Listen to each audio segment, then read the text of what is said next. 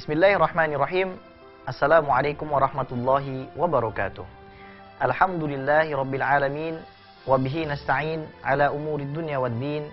Wassalatu wassalamu ala ashrafil anbiya'i wal mursalin. Sayyidina wa maulana Muhammadin. Wa ala alihi at-tahirin at-tayyibin. Wa ala ashabihi ajma'in. Wa man tabi'ahum bi ihsanin ila yaumiddin.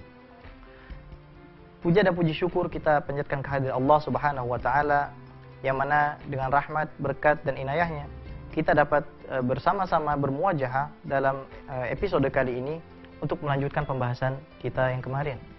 Tanpa berkah rahmat dari Allah Subhanahu wa taala, tentu saja kita tidak akan bisa melakukan ini semua. Salawat serta salam kita junjungkan sebanyak-banyaknya kehadirat Nabi besar Muhammad sallallahu alaihi wasallam yang telah mengajarkan kepada umatnya ajaran rahmat, ajaran kasih sayang. Yang mana jika tidak ada Nabi Muhammad SAW, tentu saja akhlak tidak akan semulia ajaran Islam itu sendiri, sebagaimana ucapan seorang orientalis yang sudah sangat terkenal tersebut.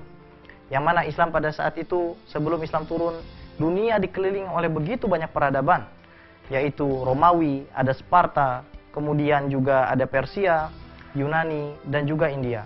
Masing-masing dari mereka tidak mempunyai ma'rifah atau petunjuk untuk menunjuk jalan mereka menuju jalan yang benar. Akan tetapi Rasulullah SAW diturunkan ke Arab sebab bangsa Arab mempunyai materi yang sangat masih murni sekali. Mereka membunuh anaknya, perempuannya sebab kehormatan, mereka membakar hartanya sebab kedermawanan, serta mereka berperang sebab kepahlawanan. Oleh karena itu Islam datang sebagai rahmat. Marilah kita bersolawat sebanyak-banyaknya kepada Rasulullah SAW dan juga kepada keluarganya serta sahabatnya yang menjadi wasilah hingga sampainya Islam kepada kita dan juga kepada para ulama warasatul anbiya yang telah berijtihad, yang telah menghabiskan semua umurnya. Bahkan Imam Nawawi rahimahullah ta'ala tidak menikah hingga beliau meninggal sebab menghabiskan umurnya untuk mengarang, menyebarkan ilmu Allah Subhanahu wa taala hingga kita dapat berislam dengan mudah seperti sekarang ini. Pemirsa Zakat TV dimanapun Anda berada, kita akan melanjutkan pembahasan kita yang kemarin berkenaan dengan syarat-syarat seorang mujtahid yang belum selesai kita bahas. Seorang mujtahid selain harus menguasai permasalahan-permasalahan seperti ulumul Quran, ulumul hadis, ijma', qiyas, ia juga harus mempunyai niat yang benar. Dalam arti kata, ia tidak mencari kesenangan duniawi atau memutuskan sesuatu berdasarkan permintaan daripada orang yang membiayainya. Ia harus benar-benar mensucikan niatnya untuk menyebarkan agama Allah Subhanahu wa taala. Ia juga harus memahami bahwasanya Islam adalah rahmatan lil alamin. Risalah Islam adalah risalah kedamaian, bukan hanya rahmatan lil muslimin. Oleh karena itu seorang mujtahid hendaklah fleksibel kendati pun ia berada di lingkungan yang tidak semuanya memeluk agama Islam. Dari klasifikasi yang disebutkan, dari syarat-syarat dan kualifikasi yang disebutkan oleh Syekh Muhammad Abu Zahra di dalam kitabnya Usul Fiqh, maka dapat kita ambil kesimpulan bahwasanya mujtahid tidak semuanya dalam kelas yang sama. Sebagaimana para sahabat tidak mempunyai kelas yang sama. Karena di antara para sahabat ada ulama-ulama seperti Abdullah ibnu Mas'ud, Abdullah ibnu Umar, dan Abdullah ibnu Abbas. Mereka adalah ulama-ulama sahabat yang mana mereka dimintakan fatwa. Begitu pula dengan Sayyidah Aisyah. Jadi tidak semua orang dibebankan untuk mempelajari agama ini secara mendetil. Nah, mari kita masuk ke dalam pembahasan selanjutnya, yaitu apa saja tingkatan mujtahid. Mujtahid tingkatan yang pertama adalah mujtahid mutlak mustaqil, yaitu mujtahid mutlak yang mempunyai mazhab serta metodologi dalam memecahkan hukum langsung daripada Al-Quran dan As-Sunnah. Mereka adalah 4 serangkai yang lebih kita kenal dengan Al-Imam Mazhabil Arba'. Imam dari 4 mazhab, yaitu ada Imam Abu Hanifah An-Nu'man bin Thabit yang lahir pertama kali tahun 80 Hijriah. Kemudian ada Al-Imam Malik bin Anas, Imam Malik yang berdomisili di Hijaz. Kemudian ada Imam Muhammad bin Idris Asy-Syafi'i, dan yang terakhir adalah Imam Al-Muhaddis Ahmad bin Hanbal Asy-Syaibani. Keempat mujtahid ini mempunyai murid yang sangat giat menuliskan pemikiran-pemikiran, metodologi serta hukum-hukum yang sudah mereka keluarkan. Dan dari keempat ini yang mempunyai buku asli dalam usul fikih dan fikih hanyalah Imam Muhammad bin Idris Asy-Syafi'i, yaitu dalam kitabnya Ar-Risalah dan Al-Um. Kemudian tingkatan yang kedua adalah murid-murid daripada keempat imam ini, yaitu mujtahid mutlak ghair mustaqil atau mujtahid muntasib. Mujtahid mutlak ghair mustaqil, di antara mereka ada Al-Imam Al-Muzanni ataupun Al-Buwaiti dari kalangan mazhab Syafi'i. Mereka berdua inilah yang mempunyai dua kitab yang namanya Mukhtasar Muzanni dan Mukhtasar Al-Buwaiti, yang kedua-duanya adalah sangat krusial dari 4 serangkai kitab dalam mazhab Syafi'i yang dikarang dan disyarah, dijelaskan hingga timbullah beratus-ratus hingga beribu-ribu kitab hingga saat ini. Kemudian ada pula Imam Abu Yusuf dan ada pula Imam Muhammad bin Al-Hasan Asy-Syaibani. Muhammad bin Al-Hasan Asy-Syaibani adalah imam yang mana Imam Syafi'i mengambil daripada Imam Muhammad bin Al-Hasan Asy-Syaibani. Dan keempat imam ini mempunyai keterkaitan secara intelektual dengan murid-muridnya. Yang kemudian ada tingkatan selanjutnya mujtahid muqayyad. Mujtahid muqayyad adalah mujtahid yang dia membahas permasalahan-permasalahan yang tidak pernah dibahas oleh imamnya, mungkin karena keadaan, waktu dan tempat dan lain sebagainya, namun tetap menggunakan metodologi imamnya. Di antara mereka ada Imam Sarakhsi, ada Imam Al-Kharqi, dan ada Imam Asy-Syirazi. Mereka dinamakan mujtahid muqayyad. Kemudian di tingkatan selanjutnya ada mujtahid mazhab atau mujtahid fatwa. Mujtahid mazhab atau mujtahid fatwa adalah mujtahid yang menganalisa kesahihan pendapat-pendapat para imamnya, kemudian memilih yang paling sahih di antara pendapat para imamnya tersebut.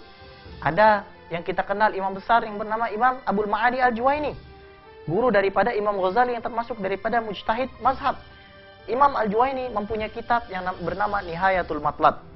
Dan Imam Al-Ghazali mempunyai kitab Al-Wajiz, Al-Wasit, dan Al-Basit dalam menentukan jalan daripada mazhab Syafi'i. Sehingga Imam Abdul Ma'ali Al-Juwaini disebut sebagai Al-Imam. Jangan salah ketika kita membaca literatur yang berada pada periode setelah Imam Juwaini. Ketika kita membaca literatur Imam Syafi'i, fikih-fikih Syafi'i, ketika disebutkan kata imam, maka larinya adalah ke Imam Al-Juwaini. Kemudian yang terakhir ada mujtahid murajjih.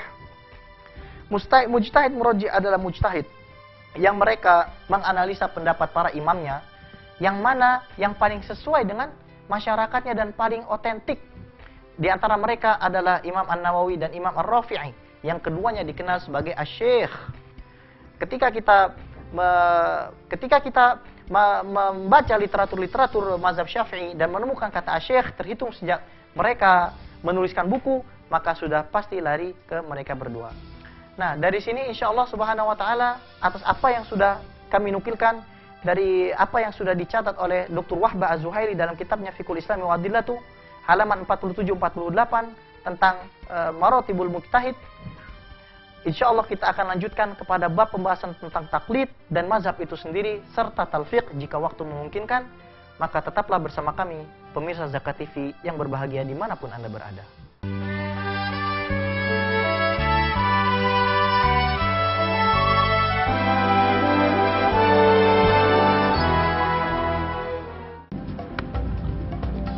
Semangat kemenangan harus berasal dari sportivitas yang datang dari hati. Saya Bambang Pamungkas, saya zakat di Dompet Duafa. Keluarga adalah sumber inspirasi saya. Kehangatannya datang dari hati. Saya Inneke Koesherawati, saya zakat di Dompet Duafa. Berbagi memudahkan rezeki, karena datang dari hati. Saya Ipo Santosa, zakat di Dompet Duafa. Dompet Duafa.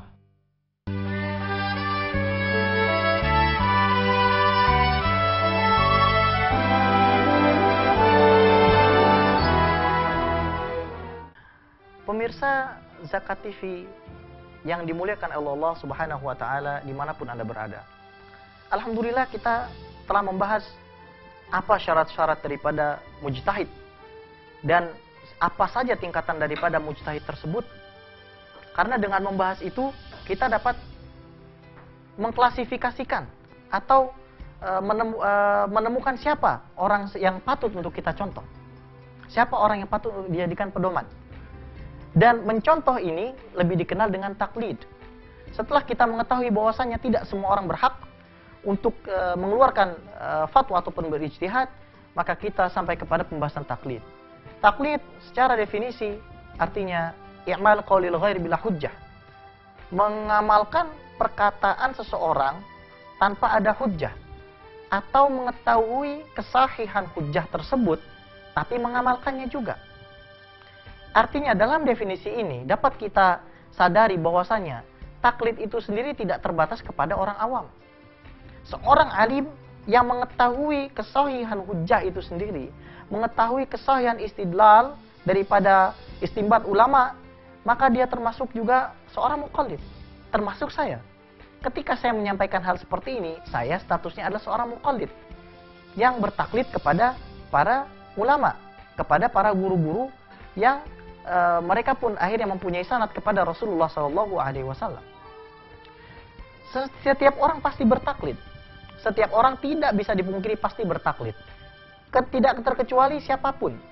Paling tidak saat mereka kecil. Saat kita kecil, kita tahu bagaimana kita tahu membaca Quran dengan cara bertaklid. Bagaimana kita tahu kita sholat jamaah itu lebih mulia daripada sholat sendirian, sholat munfarid, dengan bertaklid. Padahal kita tidak tahu hadis sholatul jamaah tafuq sholat al-fajr bisa bawa 20 darajah. Kita juga tidak tahu fadilah membaca Quran supaya kita mendapatkan rahmat. Kita juga tidak tahu fadilah untuk belajar Quran tanpa kita juga tidak tahu fadilah belajar Quran padahal kita terus mempelajari Al-Quran. PPA sangat banyak. Tanpa kebanyakan dari mereka pun mengetahui hadis ataupun ayat yang berkenaan dengan hal-hal tersebut. Seseorang yang sholat kemudian mengangkat tangannya ketika takbiratul ihram, dia tidak mengetahui dalil apakah itu sunnah hay'ah, apakah itu sunnah muakkad, apakah itu wajib. Dia tidak mengetahui ketika dia ruku artinya subhana rabbiyal azim wa bihamdi itu artinya apa, tapi dia tetap membacanya. Dia juga seorang muqallid. Ketika kita kecil, kita ruku, kita disuruh kita merenggangkan sebagai seorang laki-laki merenggangkan posisi tangan kita, kita juga seorang muqallid. Ketika kita tahiyat kedua, kita melakukannya tanpa kita tahu bahwasanya tahiyat kedua itu apakah ia sunnah muakkadah, apakah ia wajib, apakah ia sunnah hay'ah, yang kalau ditinggalkan tidak perlu sujud sahwi, ataukah ia perlu sujud sahwi. Ketika kita membaca Al-Quran pun dengan ilmu tajwidnya, kita muqallid. Tanpa kita hafal matan Syatibi, tanpa kita mengerti riwayat-riwayat yang mutawatir, kita hanya membacanya. Oleh karena itu, kita seorang muqallid. Dan taklid ini adalah sesuatu yang pasti dilakukan oleh semua orang. Karena jika orang tidak bertaklid, maka dapat kita bayangkan, jika seorang itu baligh, jika seseorang itu sudah balik dan dia baru sampai pembahasan bersuci, maka dia sudah banyak melakukan pelanggaran karena tidak melakukan kewajiban-kewajiban yang harus ia lakukan setelah dia balik. Oleh karena itu dapat kita lihat, katakanlah dalam mazhab Syafi'i. Di sana ada kitab namanya Safinatun Najah. Kitab Safinatun Najah sangat sederhana karena berisikan hal-hal yang sederhana seperti iman kepada Allah, iman kepada Rasulnya, iman kepada hari akhir, rukun Islam, bagaimana kita sholat, bagaimana kita berwudu, bagaimana kita puasa. Kemudian naik ke tingkat yang selanjutnya, ada matan ghaya wa taqrib, matan yang lebih tinggi lagi tingkatannya, dan itu pun hanya matan. Kemudian baru sampai ke Minhajut Talibin dan lain sebagainya. Baru kemudian kita lihat syarah-syarah penjelasan ulama dari dalil-dalil atas kitab-kitab yang sangat sedikit tersebut. Kalau kita lihat kitab-kitab tersebut, kitab Safinatun Najah, Ghaya wa Taqrib, tentu saja tidak akan banyak hadis yang kita temukan. Akan tetapi hadis dan ayat-ayat ini akan kita temukan saat kita siap. Ketika sudah dewasa kita siap. Seseorang tidak akan mampu untuk mencari semua hukum di dalam Al-Quran dan As-Sunnah. Seseorang tidak akan mampu pada saat ini, di tengah ia tidak mempunyai semua kapasitas mujtahid yang sudah kita bahas di episode selanjutnya, berusaha untuk mengistimbat hukum daripada apa yang tidak ada pada kitab dan sunnah Rasulullah SAW. Sementara apa yang ada saja ia tidak mampu untuk mengistimbat dan masih bertaklid. Tidak semua taklid itu tercela. Tidak semua taklid itu adalah madmum. Taklid ada dua, ada taklid yang buta mengikuti secara membebek, dan taklid yang mahmud. Taklid yang terpuji adalah taklid yang mengikuti dengan cara menganalisa. Taruhlah dalam mazhab Syafi'i air mutlak ada 7. Tapi tahu dari mana air mutlak ada 7? Dari hadis, dari Quran. Tentu saja kita akan mempelajari hadis-hadis seperti huwa tahuru ma wal hilu maitatuh. Bahwasanya air laut itu bangkainya halal dan airnya suci. Ataupun ayat-ayat yang berkenaan dengan turunnya air hujan sebagai barokah. Dari mana kita tahu bahwasanya air mutlak itu adalah air yang bersumber dari bumi ataupun dari turun dari langit? Dengan mempelajari istidlal ini. Dari mana pula kita tahu bahwasanya sholat menghadap kiblat dan lain sebagainya? Saat kita mempunyai kapasitas tersebut, kita akan mempelajari. Tapi kendati pun tidak mempelajarinya pun tidak menjadi persoalan. Kenapa? Karena Imam Asy-Syatibi berkata dalam Al-Muwafaqatnya, al-aslu fil ibadah binisbah ilal mukallaf at-ta'abuduna al-iltifat ilal makna. Wal aslu fil ada al-iltifat ilal makna. Dalam beribadah, seseorang tidak wajib mengetahui kenapa Allah Subhanahu wa taala memerintahkan ini, karena sudah jelas wa ma khalaqtul jinna wal insa illa liya'budun, untuk beribadah. Namun yang berkaitan dengan muamalah, dengan ada, maka harus rinci dalam penafsirannya. Dalam arti kata, banyak dari kita sekarang yang tidak mengetahui mengapa kita membaca doa setelah azan. Banyak dari kita yang tidak mengetahui apa itu artinya Rabbana lakal hamdu mil as-samawati wa mil ardi wa mil ma syi'ta min syai'in ba'd. Banyak dari kita yang tidak mengetahui bahkan apa artinya daripada Al-Fatihah itu sendiri. Banyak dari kita yang tidak mengetahui apa maksud daripada inna a'tainakal kautsar dan lain sebagainya. Namun dengan membaca itu, kewajiban kita sudah jatuh. Berbeda dengan yang sifatnya adat ataupun muamalah.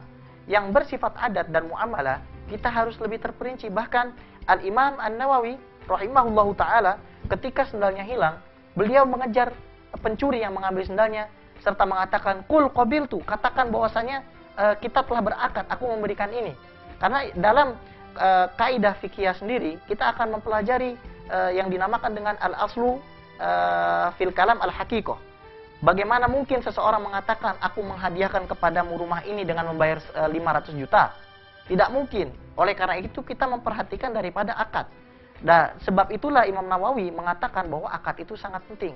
Oleh karena itu ijtihad dilakukan, tidak bisa dilakukan dalam permasalahan beribadah yang sifatnya sudah mutlak kekuasaan Allah Subhanahu wa taala atau bil wad'i.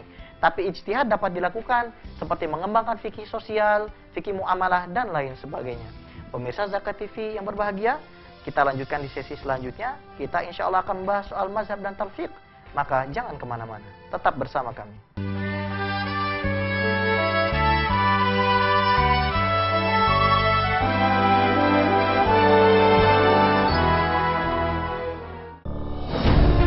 Ketika keindahan dunia merebak keselarasan, berbagi kemesraan. Ketika sejuta tangan merangkai kebahagiaan dalam kehidupan yang harmoni. Ketika zakat Anda wujudkan indahnya dunia.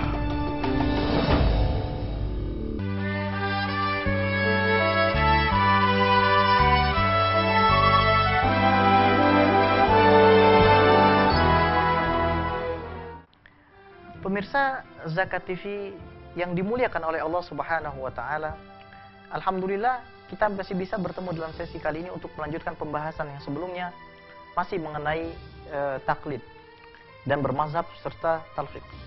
Setelah kita mengetahui apa itu taklid dan ia tidak dilarang dalam beragama, maka kita akan masuk ke dalam pembahasan mazhab. Mazhab secara definisi sebagaimana didefinisikan oleh Kiai Haji Zainuddin Ad-Dimyati, al-mazhab huwa al-ahkam fil masail allati dhahaba wa i'taqada wa ikhtaraha al-imam al-mujtahid. Mazhab adalah hukum dalam masalah-masalah yang mana dipandang oleh para ulama mujtahid sebagai sesuatu yang valid. Maka dapat kita ketahui mazhab itu terbentuk bukan dari sholat itu wajib atau zakat itu wajib. Mazhab tidak terbentuk dari katakanlah puasa Ramadan itu wajib. Mazhab pun tidak terbentuk dari katakan Allah itu satu dan lain sebagainya, sesuatu yang sudah menjadi maudhu'ul ittifaq bainal ulama, sesuatu yang sudah tidak dapat ditentang lagi. Akan tetapi mazhab terbentuk dari permasalahan-permasalahan yang menjadi maudhu'ul ikhtilaf bainal ulama. Makanya ada kaidah la yunqaru al-mukhtalafi walaki yunqaru al-mujma' alaih. Tidak diingkari sesuatu.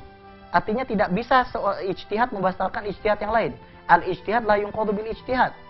Akan tetapi yang dibatalkan adalah sesuatu yang bertentangan dengan ijma. Misalkan kita mengatakan seperti kaum Bahaiyah mengatakan puasa hanya 19 hari dalam setahun, atau bayar zakat hanya 19%, menjadi 19%, atau dalam setahun ada 19 bulan, atau mengatakan bahwasanya Bahai adalah Allah yang menjelma ke muka bumi dan lain sebagainya.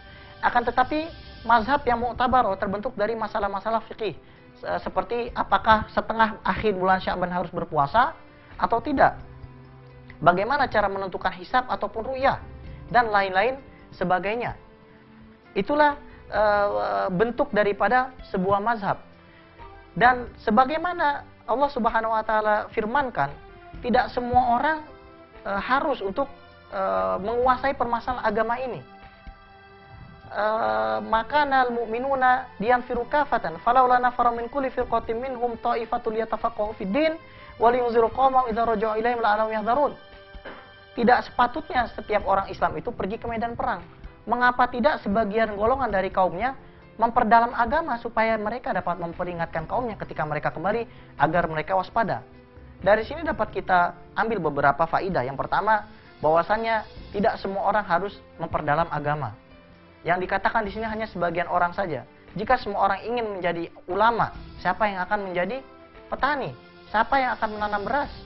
Siapa yang akan belajar geologi untuk menggali minyak dan mengantarkan beras itu ke kota? Siapa pula yang akan mengangkat-ngangkat beras itu? Siapa pula yang akan kembali menjualkan beras itu? Siapa pula yang akan mencetak uang? Dan lain sebagainya. Akan tetapi hanya sebagian saja.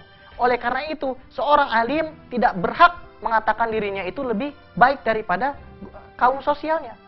Karena ia pun masih membutuhkan kaum sosialnya. Ini yang dimaksud dengan konsep al-isti'la 'alal ghair. Tidak patut bagi seorang untuk merasa lebih baik daripada lingkungan sosialnya.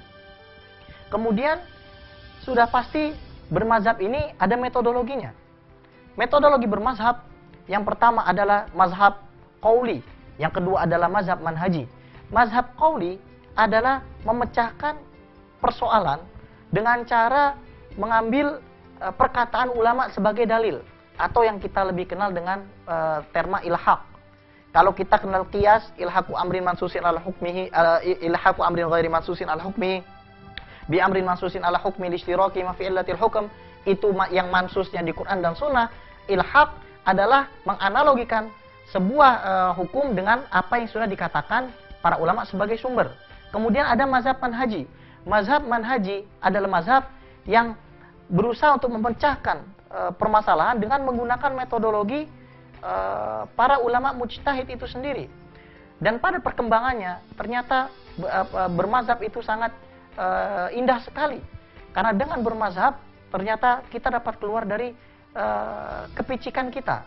Karena dalam mazhab sendiri itu terdapat begitu banyak perbedaan. Dalam mazhab Syafi'i sendiri, menurut Syekh Hasan Hittu, itu memiliki setiap ulamanya memiliki paling tidak satu perbedaan dengan imamnya. Terhitung sejak zaman Imam Syafi'i masih hidup hingga sekarang, setiap ulama mazhab Syafi'i memiliki satu perbedaan dengan imamnya. Kemudian kita masuk ke dalam pembahasan talfiq. Talfiq secara etimologi atau bahasa berarti melipat. Secara terminologi, menurut Syekh Amin Al-Qurdi dalam kitabnya Tanwirul Qulub, beliau mengatakan bahwasanya talfiq adalah menggabungkan pendapat ulama dengan pendapat ulama lainnya yang bertentangan sehingga timbullah mazhab baru. Dan talfiq itu dilarang dalam artian seperti ini. Seseorang berwudu dengan mazhab Syafi'i yang hanya membasuh sebagian kurang dari seperempat kepala. Membasuh kurang daripada seperempat kepala. Kemudian seperti dalam mazhab Hanafi, membasuh kurang daripada semua kepala, maka tidak sah wudunya. Nah, kemudian orang yang setelah berwudu dengan mazhab Syafi'i ini memegang perempuan, yang mana dalam mazhab Syafi'i tentu saja membatalkan wudunya, sedangkan dalam mazhab Hanafi tidak membatalkan wudunya. Kemudian orang ini sholat. Apakah sholatnya kemudian menjadi legitimate? Apakah sholatnya menjadi legal? Tentu imam mujtahid yang dua ini tidak akan pernah mengakui kamu mazhabnya siapa. Padahal kita hanya mengambil yang mudah-mudah saja atau tatabu'ur rukhas. Dalam contoh permasalahan lain, ketika berwudu dalam mazhab Maliki harus tadlik, harus menggosok. Sedangkan dalam mazhab Syafi'i tidak harus menggosok. ketika kita berwudu dengan mazhab Syafi'i, katakanlah kita tidak menggosok, mazhab Maliki tentu saja membatalkan itu. Kemudian kita memegang anjing dalam mazhab Syafi'i membatalkan wudu. Otomatis ketika kita pertama wudu dengan mazhab Syafi'i, wudu kita batal. Tetapi seseorang dengan bertalfik, dia mengambil mazhab Maliki yang mengatakan anjing itu tidak najis, kemudian dia sholat. Maka pertanyaannya di sini, apakah sholatnya dapat diterima? Tentu saja kedua imam ini tidak menerima sholatnya. Maka dapat kita ambil kesimpulan, wahai pemirsa yang berbahagia, bahwasanya bermazhab pertama sudah ada sejak zaman Rasulullah SAW. Kedua, kita bermazhab mengikuti Rasulullah SAW dengan cara yang lebih mudah. Karena Imam Syafi'i sendiri mempunyai sanad kepada Muslim bin Khalid Az-Zanji mempunyai sanad kepada Abdullah bin Abbas, dan Abdullah bin Abbas mengambil sanad dari Rasulullah SAW. Para imam ini mempunyai keterikatan intelektual hingga Rasulullah SAW yang dapat dipertanggungjawabkan. Oleh karena itu, kita dapat menyimpulkan pula bahwasanya bertaklid itu tidak apa-apa, namun alangkah indahnya ketika kita bertaklid, kita juga berusaha untuk belajar lebih lanjut lagi sehingga meninggikan kualitas intelektual umat Islam pada masa-masa sekarang ini. Terima kasih sahabat-sahabatku, pemirsa Zakat TV dimanapun Anda berada. Insya Allah semoga berkah. Assalamualaikum warahmatullahi wabarakatuh.